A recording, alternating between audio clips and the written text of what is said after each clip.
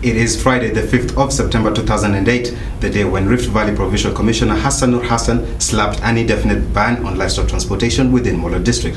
Good evening, I'm Mohamed Mburu. Also on the show, Information and Communication Minister Samuel Pogisio calls for investment by television broadcasting stations in rural areas. And finally, on to the international scene, where Israel withdraws from the Golan Heights in return for peace. Welcome.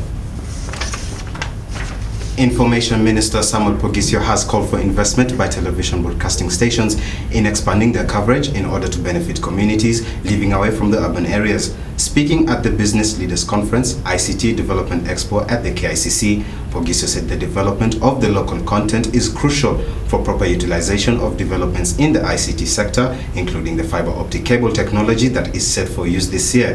He said the government is working on various legislations to facilitate growth in the communication sector.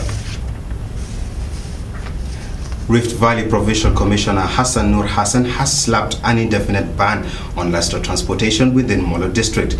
Nur said rampant livestock theft was attributable to incidents of unauthorized livestock transportation. He said the government will soon announce a new system of livestock transportation in the area.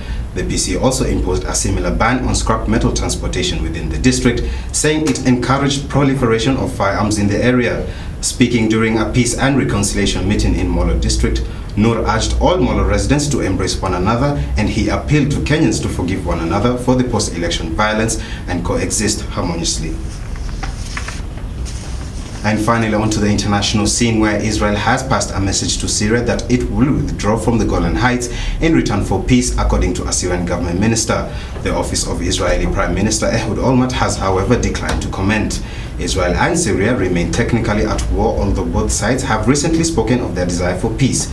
The Syrian government has insisted that peace talks can be resumed only on the basis of Israel returning the Golan Heights, which it seized in 1967. Israeli authorities, for their part, have demanded that Syria abandon its support for Palestinian and Lebanese militant groups before any agreement. The last peace talks between the two countries broke down in 2000.